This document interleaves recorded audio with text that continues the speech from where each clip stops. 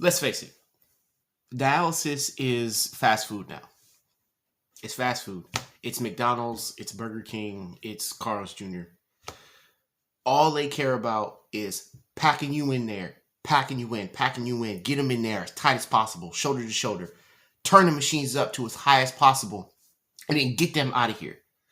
Don't talk to them. Don't treat them like human beings. Don't try to get to know them unless you fit their criteria. Unless you're, let's be real here, unless you're Filipino, an old lady, or if you are male, you're too old to threaten them sexually. A lot of those technicians, a lot of those nurses, they got nothing for you.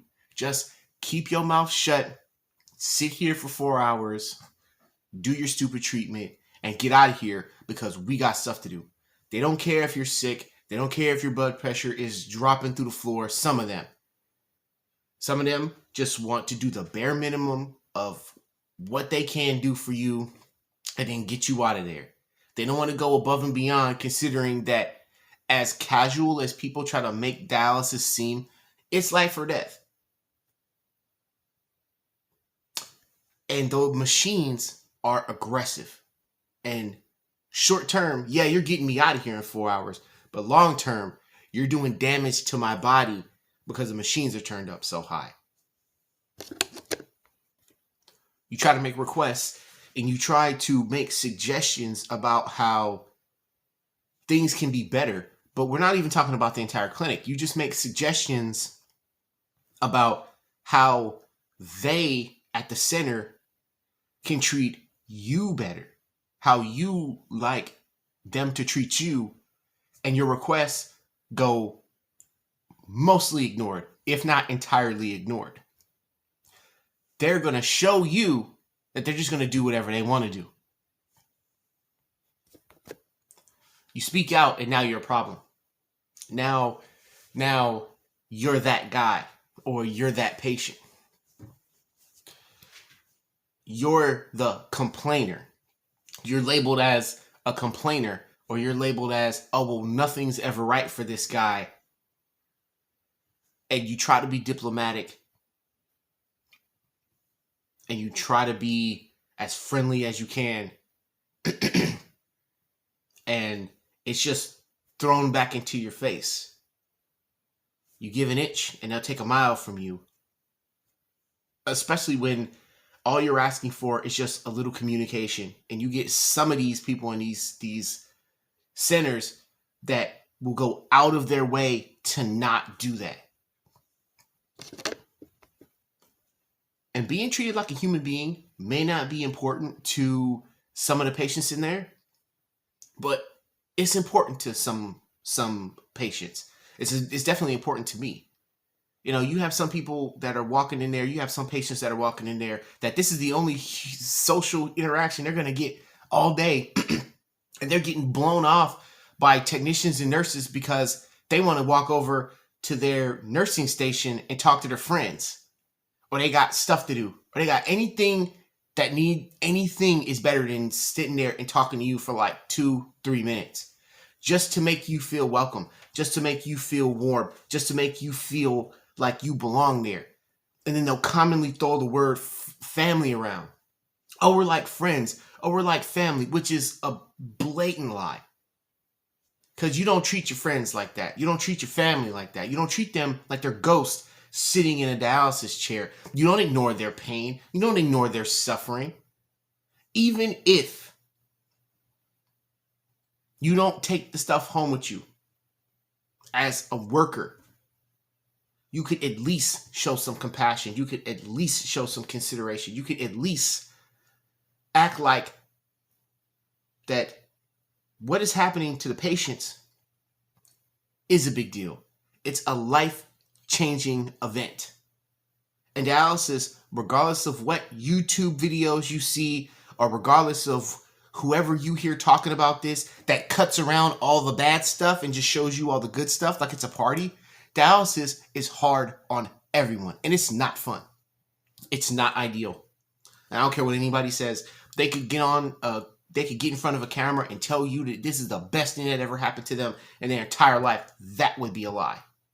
And they know it.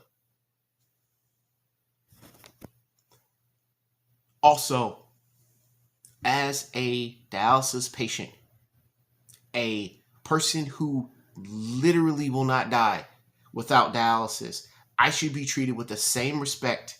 Not just me, everyone should be treated with the same level of respect as everybody else. I should not be discriminated against because of my age, my race, or my gender. And I find that that happens fairly often. I can't tell you how many times I've been in a dialysis center and have some hot young 20-something-year-old nurse or technician take one look at me and be like, oh, I already know what we got here. Because they're so insecure and so immature that they don't understand that I am here because I have to be, not because I choose to be here to try to get up on some of this sweet dialysis and technician tail. Ain't nobody trying to get at them. That's not what I'm here for. And you try to be diplomatic and you try to be open. You know, oh, we're family. That's what the moniker is, right? That's what everybody keeps saying. Oh, we're family. You should be able to feel comfortable talking to your family. But then when you do that, it just gets even worse. Because then you're telling them that you're not trying to do something, and then they 100% believe that you are. And then the alienation and the isolation gets even worse.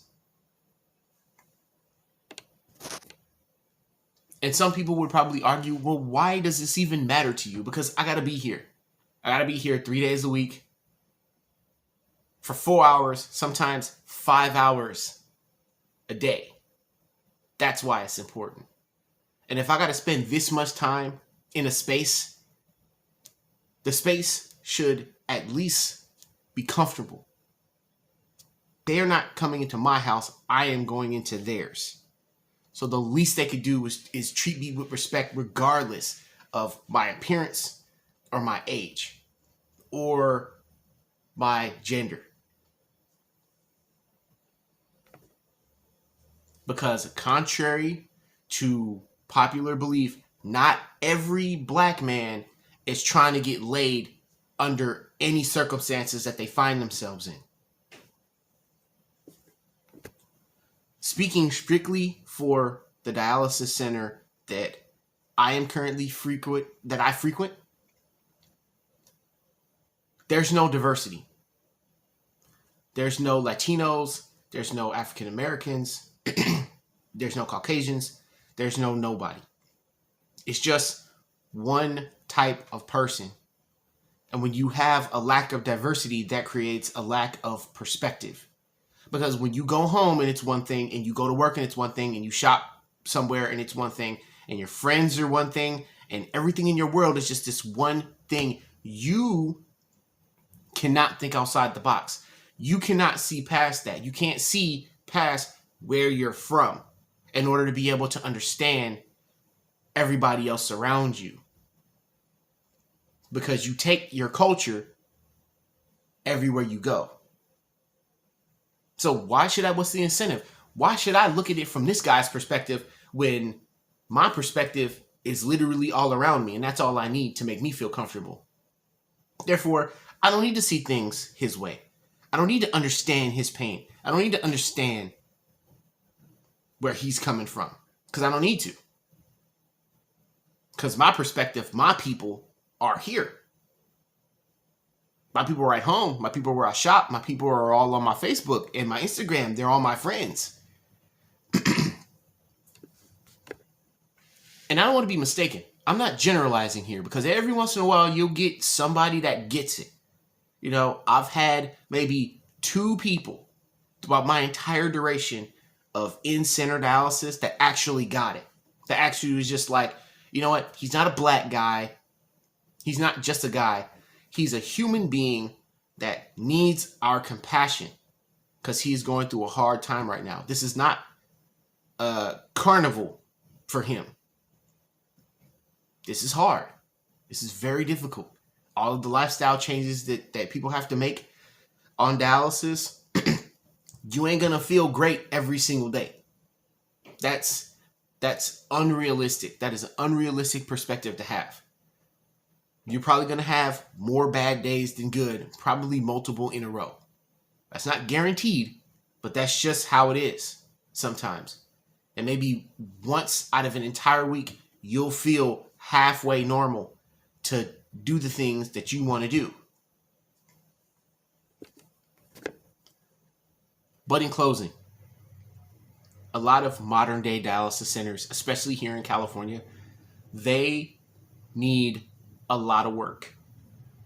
Like the people behind the scenes that are actually doing the work, they need a lot of work. They need more training, not on the technical side of it, but on the human side of it. But I feel like nothing is going to change, especially when you have more and more people. More and more people are going to need dialysis, which means the demand's going to get higher, which means that these guys are going to get more work. They're going to get overworked. They're going to have to be on their feet for longer. That's going to cause stress. That's going to cause them to just try to get the job done. But at least they can try. If they can try with some people, then they need to try with everyone. And that's all I'm saying. So, until next time. And also, I mentioned Filipinos earlier in the video. Listen, this is not a racist tirade about Filipinos. Okay? This is not what this is about. This is not me saying anything negative about the people. But in California, those are the ones that predominantly work in these fields. That was my only point. I don't hate Filipinos. I got nothing against Filipinos. This is not hate speech. That's not what this is. But it is what it is. And I hate that expression. But you go into any one of these dialysis centers, and that's what you're going to see. You're not going to see any diversity. You're going to see one type of people. So, until next time.